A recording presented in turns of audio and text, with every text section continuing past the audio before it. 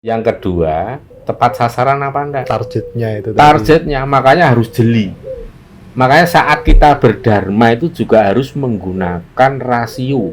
Kita harus menggunakan akal sehat.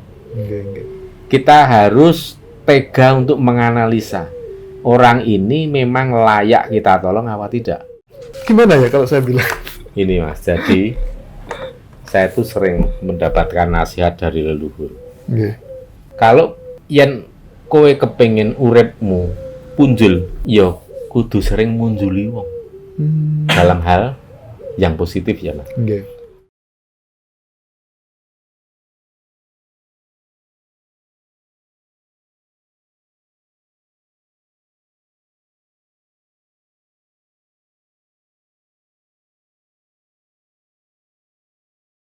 Terus kita lanjut ke yang pertanyaan tadi Mas, yang bagus tadi. Iya, terkait kita memberi kok malah makin banyak. Nah, gitu. Ini ya supaya pemirsa juga tidak lupa. Itu pertanyaan Mas Rozi ini keren. Yang menyaksikan ada orang yang gemar memberi tapi kok malah kelihatan makin makmur. Kalau dalam ilmu Jawa, spiritual Jawa, itu ya kuncinya itu sederhana. Semakin banyak memberi, semakin banyak menerima. Itu sudah hukum alam. Tapi ada satu hal, syarat utama. Dari memberi itu masih ada satu syarat utama. Agar rumus itu bisa berlangsung. Itu kan rumus alam. Hukum alam. Supaya hukum alam itu benar-benar terjadi secara efektif, ada syaratnya. Tulus ikhlas. Jadi ketika kita memberi, gunakan teori kalau kita itu ke WC Plunglap. Di sungai itu. Siap. Plung, ikhlas ya. Nah, apa pernah kita mau mencium baunya? Enggak kan? Enggak pernah diingat-ingat juga. Enggak pernah diingat. Nolai segede apa warnanya? Paling penasaran kok agak berat sih tadi dorongnya. Wah, segede sak lengan misalnya. Nah, itu kan habis itu udah enggak mau lagi. Saya kan enggak ngenangan Romo. Saya melihat kultur budaya kita ya, termasuk kita ini kan orang Jawa tuh. Kalau mbah-mbah saya itu beda sama Nyun Sewu, mungkin ada ras dari luar negeri ya, entah itu A atau B. Itu kalau kita belanja, Rp50 pun itu dihitung, ya kan? Tapi kalau mbah-mbah kita dulu, Romo, ketika belanja, yang dibelanjain itu kembaliannya kurang ini Bu, Rp50. Wes PN. Itu kultur Jawa sebenarnya. Orang Jawa itu gimana ya kalau saya bilang? Ini Mas, jadi saya tuh sering mendapatkan nasihat dari leluhur. Kalau yen kowe kepengin uripmu punjul, yo kudu sering munjuli wong. Dalam hal yang positif ya, Mas. Misalnya standar tarif parkir nih 2.000. Ya kita kacei 2.000, 5.000. Terutama pas ini pas duitku lagi rada akeh ya kacei. Karena apa? Itu kita melihat, kita memberikan orang-orang yang lebih, itu akan sangat bermanfaat. Dan itu akan lebih bagus lagi, lebih efektif kalau tepat sasaran. Karena kan tidak semua dharma itu akan menghasilkan sesuatu resonansi yang positif kalau tidak tepat sasaran. Ini syarat mutlak yang kedua, bisa dimasukkan selain tulus ikhlas. Juga tepat sasaran. Ya kan? Artinya gini, misalnya didatangi seseorang yang mau pinjam duit. Alasannya mau buat bayar sekolah anaknya. Kalau memang keadaannya seperti itu, kalau memang orang itu tidak punya uang, bukan karena malas, bukan karena uangnya untuk judi, untuk foya-foya, artinya benar, memang sudah kerja keras, tapi hasilnya cuma sedikit, itu luar biasa efeknya.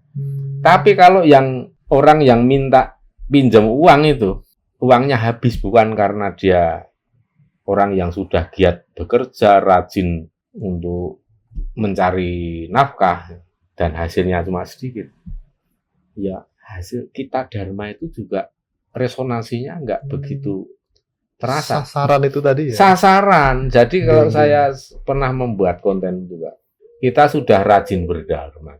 Tapi kok kehidupan kita kayak enggak ada efek untuk lebih makmur atau ya coba cek dua hal itu. Satu keikhlasan. Jangan ada pamrih, jangan karena biar dipuji. Yang kedua, tepat sasaran apa enggak? Targetnya itu tadi. Targetnya, makanya harus jeli. Makanya saat kita berdharma itu juga harus menggunakan rasio. Kita harus menggunakan akal sehat. Kita harus tega untuk menganalisa. orang ini memang layak kita tolong apa tidak. Jangan-jangan nggak layak kita tolong. Iya. Kenapa? Ya itu tadi. Dia sebenarnya itu uangnya cukup. Uangnya cukup banyak. Apalagi kalau cuma untuk bayar SPP anaknya. Tapi karena dia itu suka menghamburkan duit untuk dialokasikan ke kegiatan atau hal-hal yang tidak bermanfaat. Ya pokoknya untuk dihambur-hamburkan untuk foya-foya, untuk judi dan segala macam. Terus kemudian nggak punya uang. Lah kasus nggak punya uangnya kan sama, Mas. Iya. Tapi sebab nggak punya uang itu yang harus kita ketahui. Kalau setelah kita tahu, oh ternyata orang yang mau pinjam uang untuk bayar SPP anaknya ini, dia itu sudah kerja keras, tapi pekerjaan dia itu kan kasar. Siang malam kerja banting tulang, hasilnya sedikit. Nggak cukup untuk bayar. Itu kalau kita tolong, Mas. Wes. Saya sering kayak gitu. Wes rasa utang. Ambil. Kok ndak dadi pikiranmu. Kok ndak mahrape nak nang atimu. Wes kono gunen. Berarti sak kuatku. Itu termasuk the miracle of giving ya. Itulah miracle of giving. Tapi orang mudah mengatakan berilah, sedekahlah. Karena itu akan bermanfaat banyak. Tapi dua syarat ini tadi sering lupa. Orang mudah bicara ikhlas ya. Jadi dua faktor itu tadi ya. Cuma ikhlas itu pun sifatnya subjektif. Kalau saya tidak pernah menganjurkan sedekah seikhlasmu, enggak. Karena saya tahu ikhlasnya orang masing-masing orang itu beda. Ikhlas saya dengan Mas Rozi, Mas Oki dan lain semua akan beda. Makanya orang itu bisa dinilai pelit ya, Mas ya. Oleh orang lain. Padahal orang yang pelit tadi juga merasa, ya aku sudah memberikan dengan ikhlas. Tapi ikhlasnya dia orang pelit itu hanya sedikit banget dibanding yang kita sendiri. Maka kita bisa menilai orang lain itu pelit karena apa? Memberinya sedikit. Sama-sama kita punya uang 1 juta. Terus untuk sedekah cuma dihitung 2,5%, selawewu misalnya. Ya kalau saya menilai segitu, wah kok ketoknya terlalu pelit ya. Nek mungguhe wong Jawa terlalu pelit. Ya paling enggak 10%. Iya. Masa nek gawe bunga rentenir 10% mempeng ya Mas. Tega banget, tapi begitu suruh sedekah 2,5%.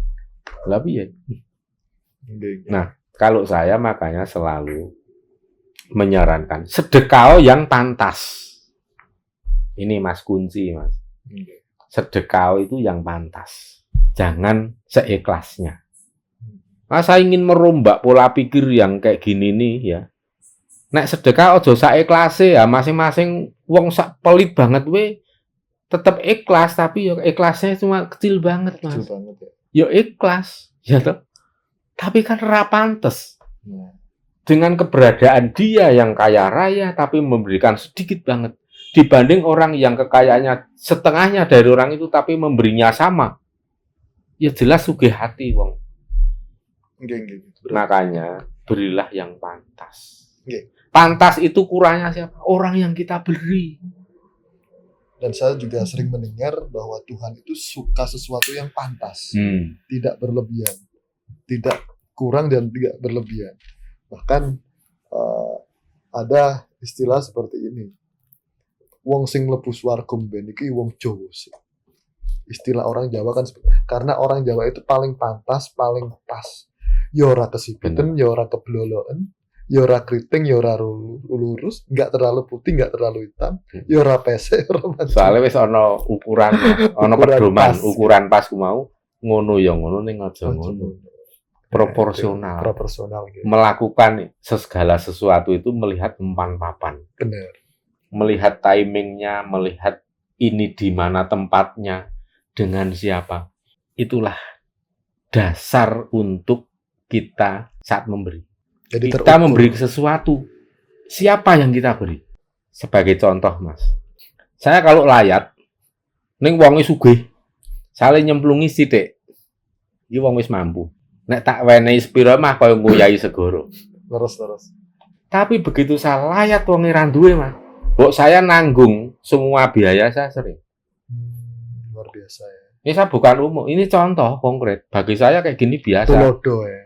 Ini biasa kita lakukan. Iya. Selama kita pas lagi megang uang dan bisa untuk mengcover semua biaya untuk ini mengubur, ya udah kita handle. Nah, inilah yang disebut kepada siapa? Disebut kepantasan tadi. Ini juga ada cerita, Romo. Saya itu punya tetangga dan dia itu punya, kalau orang Muslim bilang itu Mbah Mudin. Dia itu ketika ada orang meninggal itu selalu kafan itu yang nanggung beliaunya. Jadi dia juga yang namanya garapan sawah cuma berapa petak punya, terus pekerjaannya segitu-gitu aja hasil dari panen.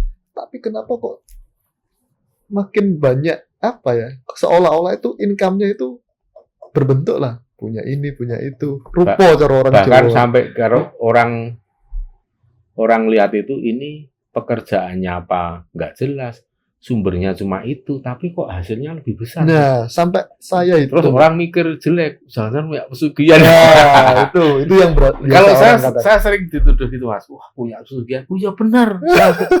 Ini pesugihanku apa, Mas? Sugih hati. Nah, sugih manah ya. Iya, wis kuwi dadi pesugihane wong kuwi nek wong nek sugih hati kuwi pesugihanmu.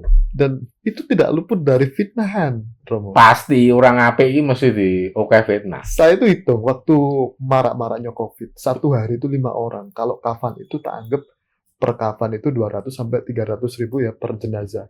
Kali satu hari ada 5. 3 kali 5, 5 kali 3 sudah 1,5 juta. Dan dia enjoy itu, nggak pernah merasa terbebani, bahkan dia senyum-senyum, wah ini pengeluaran makin banyak ini. Itulah yang namanya kebutuhan rohani tadi, Mas. Oh, iya. Dia memberi, memang kan kehilangan duit, tenaga, tapi rohnya, sukmane kan entuk asupan. Ya itulah yang membahagiakan. Kebahagiaan tertinggi kita itu pada saat kita uripe murup. Murup itu ya berguna untuk orang lain. Manfaat. Ya. Bermanfaat. Ya caranya itu memberi, itulah kebutuhan. Mari kita angkat, kita sadarkan semua yang belum sadar bahwa kebutuhan tertinggi dan paling mendesak manusia hidup di muka bumi adalah memberi. Terus ini Romo, sama nggak ketika kita ini kan bersedekah atau beramal dalam bentuk barang atau materi ya, saya bilang. Tapi ketika kita, mohon maaf, kurang mampu, kita bersedekah melalui tenaga atau pikiran, itu impact-nya sama nggak, Romo? Nah, saya pernah menulis 10 tahun yang lalu di blog, Mas. Di blog saya, sabdalangit.wordpress.com. Rahasia kekuatan doa. Itu saya ulas. Saya di sini menjelaskan bahwa doa itu melalui 4 unsur yang ada dalam diri. Pertama, hati, kemudian pikiran, ucapan, tindakan, doa. Dan ini juga bisa diaplikasikan pada saat kita sedekah atau berdharma. Berdharma juga bisa melalui hati, pikiran, ucapan, dan tindakan.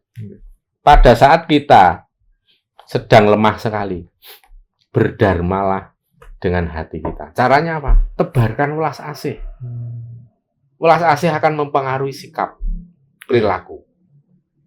Kalau kita menebarkan welas asih pada seluruh makhluk hidup tanpa pilih kasih, itu kan orang melihat aja sudah ayem, sudah bikin seneng, sentrem, sejuk. Itu sudah kesejukan, ketentraman itu justru kan menu batin, menu sukmo setiap orang. Berarti langsung sedekah itu terhubung ke sukma-sukma yang lain, ke orang-orang yang lain, akhirnya menjadi auranya itu tentrem banget. Inilah yang namanya kekuatan welas asih. Maka dari dalam hati inilah sedekah welas asih kita mulai pancarkan welas asih itu kepada seluruh makhluk hidup. Kalau itu sudah bisa kita lakukan, kita sedekahkan pikiran kita. Jenengan kuliah, pernah pengalaman bekerja di sana, punya pengalaman yang banyak sekali. Itu sangat bermanfaat untuk orang lain, terutama yang membutuhkan. Berbagilah. Kadang dimintai ego vertikal, nasihat, masukan oleh teman-teman. Tolong dong ini minta solusinya bagaimana. Itulah sedekah kita melalui pikiran. Melalui pikiran gitu. Kita punya ego vertikal, kita punya pandangan yang smart. Permono waskito. Sampaikan. Dan ketika orang mengaplikasikan apa yang kita sarankan, hasilnya baik. Pikiran ini sangat vital. Bahkan kalau kita mau melihat seberapa vitalnya, kita lihat dalam dunia kriminal. Seorang dalang kriminal, itu kan paling berat hukumannya. Nah, dalang itu sakjane apa? Otak itu, Mas. Sing ngotaki suatu peristiwa kriminal itu siapa? Sing ngotaki. Ya kuwi dalange. Itu yang justru paling berat hukumannya. Ini hanya contoh untuk mengkomparasikan. Untuk menjelaskan pada para pemirsa bahwa ternyata sedekah pikiran itu efeknya besar banget. Luar biasa ya. Itulah cikal bakal lahirnya sesuatu yang positif. Nah, terus ada dua lagi. Setelah pikiran, ucapan. Kalau ngucap ya jangan membuat orang itu jadi marah, tersinggung. Ada banyak orang yang niatnya baik, Mas. Tapi cara ngucapnya yang keliru. Akhirnya kacau. Maka kalau kita punya niat baik, lakukan dengan cara yang baik. Karena niat baik belum tentu berhasil baik. Kalau caranya juga nggak baik. Orang sudah memenuhi syarat ya, niat baik, caranya baik, hasilnya belum tentu baik kok. Apalagi caranya nggak baik. Maka inilah pentingnya ucapan. Itu ajining diri ini sekolah hati, Mas. Bahkan ada istilah mulutmu harimau. Mulutmu harimau iso nyokot awakmu dhewe karena ya mulut kuwi. Kuwi diburakot dikletak karo mulutmu dhewe cek ngono rek. Ini mulut. Kemudian lebih dari itu apa? Tindakan konkret. Ya tenaga kita. Yang kan tenaga itu butuh biaya, Mas. Biaya butuh karena kita bekerja menggunakan pikiran, menggunakan hati, untuk duit, untuk makan supaya ada tenaga, kan sama saja kita sedekah uang. Tapi dalam bentuk tenaga. Karena kita nggak punya uang cash, kita punyanya tenaga ya seperti itu. Ini ada bencana di sana, yuk. Karena kita nggak siap untuk sedekah stok bahan makanan, kita sedekah tenaga. Kita bantu untuk meringankan beban yang sedang terkena bencana. Itu sudah sedekah. Nah, kalau orang sempurna yang sedekah kan berarti itu tadi. Dari 4 itu plus materi. Itu baru keren banget. Bagi yang mampu. Tapi bagi yang tidak mampu dari 4 itu ya salah satunya aja dari hati dan pikiran. Berarti kesimpulannya adalah kita bisa manfaat dengan segala yang ada. Jadi tidak ada alasan orang untuk tidak mau bersedekah karena tidak punya apa-apa. Selama masih hidup, pasti bisa. Leluhur saja yang sudah tidak punya raga masih bisa berdharma. Benar. Itu deh.